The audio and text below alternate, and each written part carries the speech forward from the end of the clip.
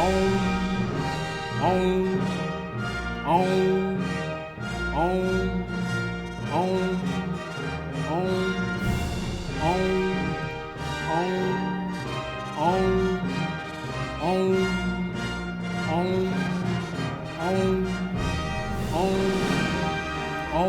you okay there, Murdock? Yep, I was just meditating. All right, welcome to the Lionel. Would you stop meditating right now? You're getting my nerves up. Welcome to the Lionel Mandrake radio program. I have to meditate before having to deal with you for an hour. Is that what your whole spiel was today? That was the opening that you were expecting me to sit here and laugh at? You were meditating? I didn't expect to the you audience to laugh. out there, he was singing the Om. Because I was getting in tune with the universe. And why do you need to get in tune with the universe when the universe exists within this small cranial space? Remember, you are a child of the universe, no less than the trees and the stars. You have a right to be here. And whether or not it is clear to you, the universe is unfolding to you as it should. You know something, Murdock? Remember that old song from the 70s? Or what was it? What was it? Desirata or something like that? That's what that was. Well, it reminded me of another song from the 1960s called "This is the dawning of the age of Aquarius." It sounded like you were going Aquarius on me. That's when that whole, awareness and, hippie thing was going on. I Mr. Murdock, did you ever consider yourself a Virgo? Remember that song, "Hello, my name is Leroy, and I'm a Virgo"? Oh, I know what you're talking about. Float on. But what was the name of that song? It had a great line. "My name is Leroy." Cancer. And my name is Shaquan. Yeah, but what was the name of that song? My name is Leroy, and I'm a Virgo. It was a one-hit wonder by a group called the Floaters, and the name of the song was "Float On." And all the guys in the group would come on. They always introduce themselves by their zodiac, right, signs and all that stuff. And all through the song, we'd be going, "Float on." But what was the melody? Because I can't get that melody in my head right now. I know the words and how the voices sound, but the melody, it was pretty special. And it was a big hit. Basically, it was just these guys trying to get chicks and trying to impress them with their zodiac signs. I know. Because, everybody was into the zodiac back then. You have to remember one thing. Back in the 1970s, you had two staple items of equipment that you must have if you were going to be, cool. You had to have the gold chain with the Coke spoon. Which I know nothing about, but you had the little spoon. And the peace sign, yeah, big or a peace sign. And then you also had to have zodiac sign. If you didn't know your zodiac sign, then it was very difficult to pick up a girl at the local disco. And I have noticed something funny about that. I don't know if you picked up on this. What's that? But okay, everybody was kind of into the whole astrology thing back in the early to mid 70s. It was a big thing back then in the 70s. But by the late 70s, that had pretty much died out. Except with black folks. And to this day, black people still hang on to that. I've never met one that says I'm a Leroy and I'm a Scorpio. I know people today who still, if you talk to them long enough, eventually the topic of conversation is going to turn to the zodiac and astrology and what sign you are and all that. I'm like, y'all need to get out of the 70s, man. Everybody else moved on from that. Why y'all stuck in it? Well, you obviously have never investigated the 1970s, the 70s Preservation Society, which is available on the internet. And they do all they can to promote and to remind people of how much fun the polyester, 70s with the disco music, the gold chains, and the 1978 Smokey and the Bandit Firebirds were. See, that's where I differed from all that. All right, years ago, back when VH1 used to actually play music, they would have these little specials on I Love the 70s. And if you watched that and you thought, you would think that all the 70s was the Brady Bunch, the Partridge Family, and the Bee Gees. That was the early 70s to mid, not later 70s when I was coming up. But I'm just saying that's the stereotype image that people have in the 70s out of the polyester suits and Saturday Night Fever and all that. Now, in defense of Saturday Night Fever, it was big. To me, the 70s was Led Zeppelin. I'm sorry. Now, you're going back to the rock and roll 70s, which, by the way, to our many viewers out there in the Lionel Mandrake radio program with Matt Murdock, we're back. I just wanted to say to our viewers out there, thank you very much for tuning in. We had a 3-week hiatus. Why? Because I went into a slight depression, and I caught poison ivy entering the undisclosed location. Ladies and gentlemen, welcome to hypochondria. No, this was real achondria because my leg was inflamed, both of them, and it cost me $100 to go to the doctor to have it, taken care of.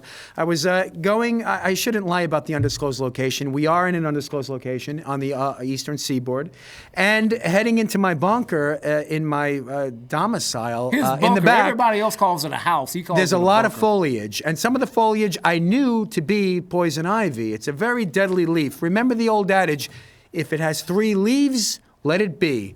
3, let it be. If you see 3 shiny leaves, do not rub up against it like I did. Now, this is what happened. I was having a few beers at the bunker site. No!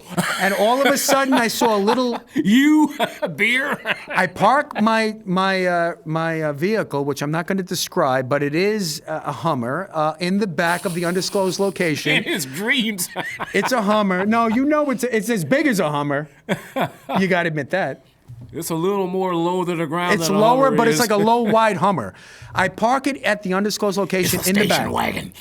Now, why you got to... I didn't say what type of station wagon See, it was. this is You're why still you can't cool. trust the co-host, because I think he's been paid out by de Blasio or something.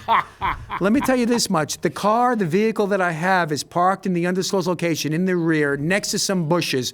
Why do I park it next to the bushes? Well, to the audience out there, because I don't want anybody coming near the vehicle, perhaps planting some kind of explosive device or sabotaging my brakes. So he parks it near the poison ivy. I park it near the poison ivy so that if anyone messes around, they're going to catch something. And what happens? He did. I'm having a few beers. I noticed that there's a little bit of bird dropping on the side of the car where it's facing the poison ivy. Now, I park it a foot or two away from the fence where the ivy is because I don't want nobody going alongside the car and sneaking up on me when I'm trying to get in it.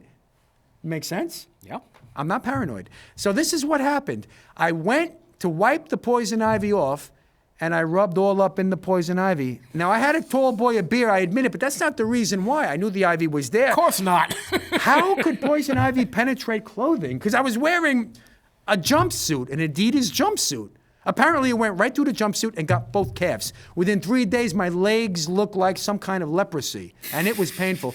People out there don't know how painful poison ivy can be. I had to get the super strong hydrocortisone cream, which reduced the inflammation. And then one of our producers here in the studio, I'm not going to mention Terry's name, said that what you need to do is rub it down with calamine lotion. And guess what? The calamine lotion dried it up, the poison ivy is gone, and I'm back after a 3-week hiatus, just in time to ask Murdock a very specific question. And that would be, sir? I want you to reveal your tax returns. Okay. Because something's telling me that you're hiding something from your producers and Howard here at the Lionel Mandrake radio program. Well, Mr. Trump, our president, is under pressure to do this, and he has every right to not release his taxes if he doesn't want to. I, however, will release mine, and I'm telling you, I got screwed, folks. They said I owe money. This man who works like a dog for the Lionel Mandrake radio program actually wound up, should I say it? Go ahead. Owing money to Uncle Sam, to Uncle Obama. Oh, you did? Can you imagine this man who I know what he makes because our finance department told me at payroll what he's making. He wound up owing money. Now, I want to ask you, Mr. Murdock, how do you feel paying for all of these dreamers and illegal immigrants who come into this country who need health care, benefits, schooling, education, and everything else, and you, a poor, well, listen, you're kind of well paid, but certainly you owe money, and that money is owed by the IRS, and God forbid Lois Lerner finds out and watches this program, she's coming after you. Oh, yeah, I know. So explain your situation here. How do I feel? Let's just put it this way. I am not happy. No. I don't blame you. We wanted you to reveal your tax returns to show the world that Matt Murdock is not afraid to show that he has paid his fair share. I am a tax-paying, law-abiding citizen, and I get screwed. And he gets screwed. Hello, is there anybody on the line here? I'm beginning to hear sounds. Well, maybe, hello. Maybe if you turn the microphone cut my mic on you. I cut your mic off. Yes, who's on the phone, please? Business is about to pick up, folks. Yes, who's on the phone? Please state your name and what is the purpose of your call? My name is Shecky. Shecky Fellman. Shecky Fellman. Shecky Fellman. All right, his name is Shecky Fellman, like he fell down. So what you're saying is that you're falling down. Are you any relation to Shecky Alalovich? Or Kason Jackson? Those are distant relatives, yeah. Okay. Mr. Shecky, Mr. Fellman, may I ask you a question? What is going on down in your neck of the woods in Texas? Other than being disgruntled about our presidential choice, the heat, the rain, the constant bickering from Republicans, people not showing and presenting their taxes to the government like real Americans do. Listen, Murdock just showed his taxes. Like I just did. He just showed his taxes. So what are you trying to Well, say? he's a real American. Your president, however, is not one. What do you care about his know. taxes? What do you care? You don't pay taxes. Are you making Okay, money? we're not talking about me, though. Yes, but you're talking about Trump. Why can't we talk about you, Shecky? And another thing. Okay, we can talk about me. We can talk about me. All right, let's Shecky. talk about me. All right, Shecky. It's me. I am not giving nobody no money that didn't bleed with me, sweat with me, cry with me, and eat with me. So yeah, you ain't getting no money. No, wait a minute. Hey, well, that's what. Hey, that's Now, listen, I want a shot on him and hey, camera one because we need to show the face of a tax evader so that anybody out there listening can go after him who works for the Internal Revenue that's Service. what I thought I was doing, and Camera I got one. screwed. Camera, whatever that camera is. I want you to be Put revealed. me on the screen, huh? You're a funny guy. No, you see, they're not doing the camera angles on you because they don't want you to go down. You must have operatives here in our undisclosed location. Actually, there's nothing on our the producer screen. is trying to say, "Oh, there's nothing on There's the screen." nothing on your screen. What's going on Modern here? Now, this is technology, sabotage. folks. This Okay. is sabotage. All right? Hold on one second. I guess I got to show me. Oh, wait a minute. Oh, this is Here no. he is. Ah. Ladies and gentlemen, Shecky Fellman. Shecky Fellman. Shecky Fellman. Shecky Fellman. He's half Hebrew and half nice guy. I told you, I'm Muslim and Jewish. Well, which part of your family is Muslim and which part of your family is Jewish? The better half, the Muslims. All right. So guess what? The You just all right. We got. the very penny pinching, money making Jew. Now, we're not going to have this kind of discussion on the Lionel Mandrake radio program. Is everything okay here with the studio? What are you talking about? Yeah, everything looks Studio, great. Mr. Producer, you can go overhead on the mic and let me know what's going on. He's talking to our technical people. All right. What camera are we supposed to get Shecky on? Number in the front or Right in the? there. Is he on there? Are you on there? Oh, Shecky, what the hell's going on here? We're having a lot of tech. Oh, here we go. Here we go. How about that? Is that This that is good? a high budget operation we're- here, folks. How's that going there, Mr. Producer? Hold on, Shecky. Mr. Producer, how's that? Okay, we got a thumbs up. Mr. Producer, don't be a stranger. Anytime you want to jump in and say something overhead, feel free, because we don't discriminate here. Because we need all the help we can get. That's right. We're having technical difficulties here. So, what we're talking about now is nonsense, and I'd like to get more serious. Listen, you're on camera number one there, Mr. Shecky, and I would like you to look at the camera and tell me what you feel in 30 seconds or less, whatever comes into your smoke-imbibed head. Go ahead. I feel great. I got the monkeys. I was thinking more of Kentucky Fried, but then I thought maybe not. Kentucky Fried what? Chicken. Chicken? It's not chicken. It's, they can't say the word chicken because they actually don't sell chicken. Speak a little bit slower and less choppy, Mr. Shecky. Processed meats disguised as chicken. To my viewers out there, I wanted to mention that Kentucky Fried Chicken has a new advertising campaign that features a famous actor. I forgot his name. He's a really well-known actor, and he's the new face of the Colonel, the new face of the KFC Corporation. And apparently, he's just as awful, just as bad as the last Kentucky Fried Chicken, front man who was driven out of town because he looked horrible and he wasn't funny. Yeah, I don't know what's up with the Kentucky Fried Chicken commercials, man. See, they got this gimmick going on now. I thought it was the Colonel. No. Yeah, he's pretending to be. No, what it is, it's an actor portraying the Colonel. The real Colonel Sanders died like in the 70s. And he had a cursing problem, and he actually went to one of the preacher men to help him relieve himself of his vulgarity. I think it was brothers. It wasn't Swaggart. It was the famous Billy Graham, I think, spoke with him to help him, because Colonel Sanders was very concerned that he cursed a lot. He had a very bad habit of using profanity, and I understand. And so I think that Brother Graham actually used to pray with him to help him, try to relieve himself of this particular affliction of using profanity. Lord, please cleanse Brother Sanders of his cussing problem. You got to pray the cursing away, Heal. people. I say pray heal. It away. Pray the curse gone. So you're talking about Kentucky Fried Chicken. Turn it down, son, man. Y'all are really too hyped on Colonel Sanders. You know what I hate about you? About something that's really happening. Let's speak about something really marijuana. Uh-oh. They will now give you a ticket in the city of Dallas, starting in October, if you get caught with anything less than a quarter pound. So you could be walking around with a quarter pound of weed on you and only get a ticket. A quarter pound? A quarter pounder, you mean from McDonald's, or a quarter pound of marijuana? Oh, a quarter pound of that sticky, icky. A quarter pound? How many ounces is in what is it, like eight ounces of weed? No, you 16 ounces? 4, man. 4. Come on, relax. Well, I'm not good in math, so you're thinking 4 ounces. Tell our viewers out there who are as challenged in mathematics as I am, what weighs 4 ounces that we would be familiar with? Like a bottle of water or what? Yeah, like 4 soda cans. 4 soda cans of weed? That's a lot of weed, man. That's trafficking. You got to go to jail, man. And you're going to just get a ticket for that? The ticket dollar says it's only warranted to a ticket.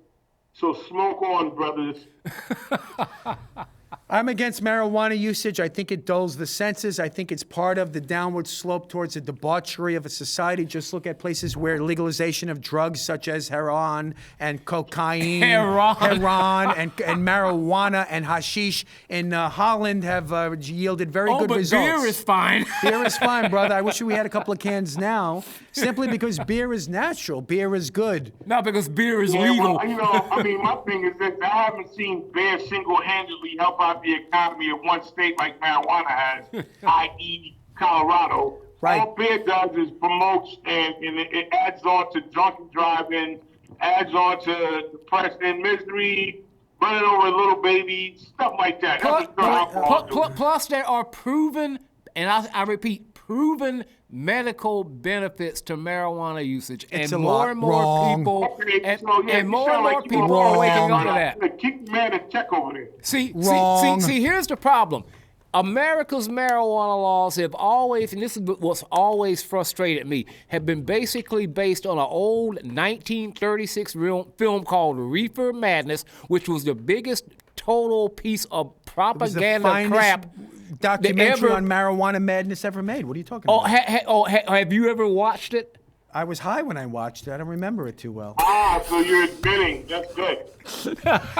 Hey, I was drunk when I watched it. Back in the day when I used to smoke the weed, I watched it one night. The USA Network used to have this thing they showed on the weekend called Night Flight, and they showed Reefer Madness one night, and I actually it was actually a comedy. Actually, Night Flight was what they called their overnight late night program, and they did a bunch of different shows. It could be anything from sitcoms to movies, a lot of rock and roll concert documentaries. One night they showed Reefer Madness, and I was actually partaking at the time when they showed it, and I laughed my buns off, and I could not believe that marijuana was declared illegal, largely based on the strength of what was the misinformation that was disseminated in that movie.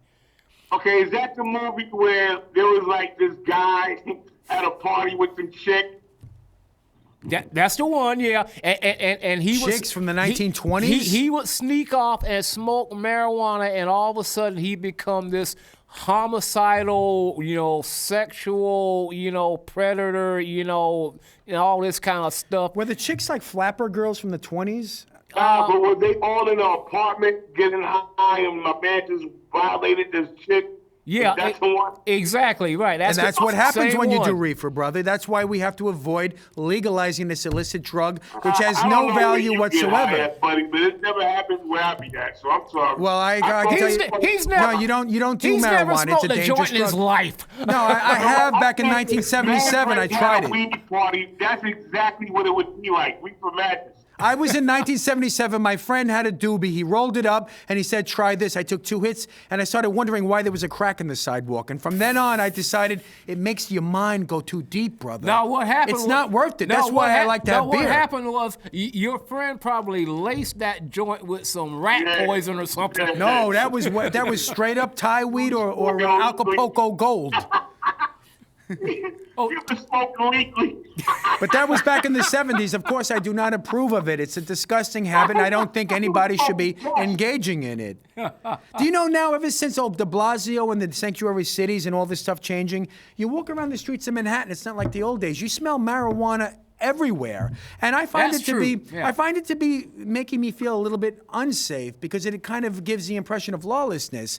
The marijuana of the day in the 70s when I was around it, not really doing it, but I was aware of it, it didn't have the same potency, smell, and clinginess to the clothing. Today, somebody smoked a doob and they come on the train and they reek like what's his name from Snoopy. Pigpen with all the vapors coming off them, I mean, this is not the same kind of marijuana that we grew up with. That I didn't do, but I tried it once. I didn't like it. Why would you want to make your mind twisted, brother? Answer this question, brother. Yes, my brother. When you smelled that, it was a nice herbalistic aroma. Now let's look at the stench that alcohol or beer causes. Once you drink it, you don't have that initial smell. It is not to a drunk guy pisses in the alley, and then you got that. Well, I'm going to hit the mute button if you don't watch your language. Because of you pissy drunk beer drinkers. I'm going to hit I'm hitting the mute button. You see the finger, right? Okay. All right. I don't want to use vulgarity. All right. Better get under control. He'll be back in a minute. You better stay under control. I don't want vulgarity, I don't want low standards, and I don't want filth on my airwaves, pal. But when I said a pissy drunk guy, that's not vulgarity. You should identify. All right. This is why I got to mute it. This is why I got to mute this guy. I don't like vulgarity. No, the other day, I have to be honest, and I know he can hear us. To our viewers out there, this is a 1978 Panasonic boombox. It's very small, but look at how the old school. Yeah. Old school, new school, the technologies merge. You know why? Because Mandrake has the mind to connect the old with the new. I mean, the old with the new. Do you understand what I'm trying to say out there? So anyone out there that's a boombox connoisseur, you can hook up your telephone or Bluetooth system to interrelate to your Panasonic RX 5040 model boombox from 1978, and you can have Which your friend call you on the anymore. phone. Now, this person is talking and cursing and everything else. I don't like it. I don't like vulgarity. You know why? Because we have a higher standard on the Lionel Mandrake radio program. Tell them, Murdock. I think you just did. Oh, gee, this is my backup. This is my wingman here. Why should All I right, we repeat got you what back just on said? again, Kason. Mr. Shecky, we got you back on, Shecky, so watch your mouth, okay? I didn't curse, and I think that's I don't want to hear any bodily fluid movement songs or talk on my show. Oh, really? Yeah. Curse now. All right. Now, let's get back to business here. Oh, boy. Let's get serious here. Murdock released his tax returns, and he owes money. Did you file your tax returns? What's his name? Shecky? Shecky Fellman. Shecky Try Fellman, to Mr. keep Fellman up. of Dallas, Texas, who's working in an illegal, transportation business right now, not paying taxes. Did you file your taxes, Mr. Shecky? I'm just curious in Dallas, Texas. Of course not. Of course not. Do you know At least he's honest. This is a federal crime when you don't file your tax returns. Now, may I ask you a question? My president don't file his taxes. No, he's just not revealing them, but he filed them. And if he reveals them when he does, it's going to show that he pays more than your guy Bernie, the communist Sanders, does from the Colonel Chicken Factory. The Colonel Chicken Factory. All right, Bernie Sanders. The thing is, man, he hasn't paid taxes. That's why he's not showing nothing. What else would he be on? He paid 25% in taxes. What was it, 22%? In other words, he paid so much more than all the other candidates, including your woman Hillary, or as I like to call it to all of my viewers out there, and ballery. How do you know? Because I speak to him on a daily basis. So he lied to you. He didn't lie to me. Uncle Trump Uncle Trump told me that it's all hype and that it hasn't happened and he didn't do it. That's why he's innocent. Don't talk about my uncle like that, pal. remember, you didn't know that I'm related to the Trumps. Remember, this is the guy that doesn't smoke weed. Maybe I should try. To all of our viewers out there, this man... Call that dude Uncle Trump, man. All right, you don't want to believe that Uncle Trump is my uncle? Fine. You know what? Trump you, pal. Uncle Jimmy, please, I hope you're not hearing this right now. I wanted to discuss something very serious and important, and then I want to spend 2 minutes per segment with Murdock here as a wingman, and he has been failing so far as an F-14 wingman. It's sort of like that movie Top Gun where, you know, remember when Iceman ejected and he hid himself in the canopy? Was it Iceman or it was Goose? Yeah, you had the F-14 Tomcat as a pilot and has a navigator in the back and a gunner, and the plane flamed out, and it was mostly because the pilot messed up. He went into a stall, but his wingman messed up. His wingman messed up. Iceman. The Iceman. No, Iceman was the kind of guy that they called him Iceman in the movie Top Gun with Tom Cruise back in 1987 or something, because he was so cool under pressure and he could fly that F-14 right to the envelope of its performance specifications. But the Tom Cruise character, I forgot what he called himself. Something. That movie's like 30-something years old. Anyway, he was like a wild goose out there, just messing things up and flying by the seat of his pants. Anyway, it was actually. To put my name as the Iceman. You're not the Iceman. You're the weed man. You're the hurdy-gurdy guy. Hurdy-gurdy. You know the hurdy-gurdy song? The hurdy-gurdy. You're reaching, man. Oh, man. All right, I am kind of reaching. You don't remember the hurdy-gurdy, that song from the 60s? Hey, I'm only so old, man. Does anybody remember that movie out there called Carnival of Souls? Nope. It's sort of like a version of that movie you were just talking about, Reefer Madness, but it was pretending to be a horror movie, but it was actually quite comical. It's kind of one of those... So was Reefer Madness. Reefer Madness spoke the truth about weed madness. But the funny thing about it was, Reefer Madness wasn't intended to be funny, but it just was. In Carnival of Souls, the whole town is taken over by what I would describe as liberals, but they were just zombies. And at one point, they all assemble in a park, which is reminiscent of the park that the 5%ers would go to up there in 125th and Marcus Garvey. Or where was that there, Mr. What do you know about that, I know things, pal. I know things because I know people. You know what? You're not dealing with a schmuck in a bunker. I don't know people, man. No, am I right or wrong? Hey, remember, he is an honorary black man, as I keep pointing out. That's right, and I never got my Hold HBO. on, who gave him that? You, Murdock? This fuck went all on your back. You Murdock. giving the honoraries to this guy? Murdock, don't let him fool you, because this guy the other day, I was telling him that sometimes I get angry and I get mad, and I would like to hire somebody for my radio show that I could eventually, use as a little bit of a stress reliever. So the person would be hired, full salary with benefits, so that every time I get a little angry, I can kick him in his butt, like just once give him a little slap or something, and then vent out my rage. And they're really knocking down the door applying for that job. So nobody applied, so I offered the job to this guy here, this guy here. Oh, And like that was going to happen. And you know what he told me? He said, you got to get Murdock for that. He was talking smack behind your back, and now he's going to try and pretend that I'm the bad guy. You see how well that's worked? Can I state my defense here, please? No, you also called him an Uncle Tom, did you not? Please. All I'm saying is, Murdock, I was looking out for your best interests. I think you could get this job off the books. You wouldn't have to worry about taxes. And this guy, come on, he pays sometimes. What's his name again? I forgot. Shecky Fellman. Yo, Shecky. No, you're Shecky. Shecky, do me a big favor, Shecky. Understand this one thing. I will give you, now everybody out there in the Lionel Mandrake radio program, this guy, Shecky Fellman, is going to be appearing in June here on the show at the undisclosed location. Am I right, Shecky? Yes, affirmative. Okay, he's coming up here. Live in the studio. That's going to be a red letter event, folks. I offered him a security position because I have a lot of people that hate me and send me emails and everything else, all you filth out there. WesternTradition@hotmail.com. You want to send nasty emails to me, send them. I can take it. You want to send Twitter hate mail to me? Twitter. Mandrake Radio, @Mandrake Radio Twitter account. I asked this guy, Shecky, to be my security guard. He said no. He won't stand in the back of me holding the boombox with the jumpsuit. Why won't you do that for your friend?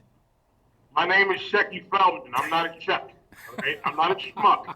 Not Schmucky Fellman. Schmucky. Shecky Fellman. I'm not going to stand behind you with a boombox looking like a complete idiot. So why did you say that Murdock should do it then? Huh? Why did you then say get Murdock to do it? Because Murdock has that, that visual. The guy on the handball court who can't play a lick of handball, but he got the coolest music on his boombox. Oh, gee, thanks. It figures that you'd be talking about handball since you'll be talking smack about this guy so much behind his back. But let me tell you this much there, Mr. Shecky. $500, an Mr. Adidas, Shecky. an Adidas jumpsuit, and a set of Adidas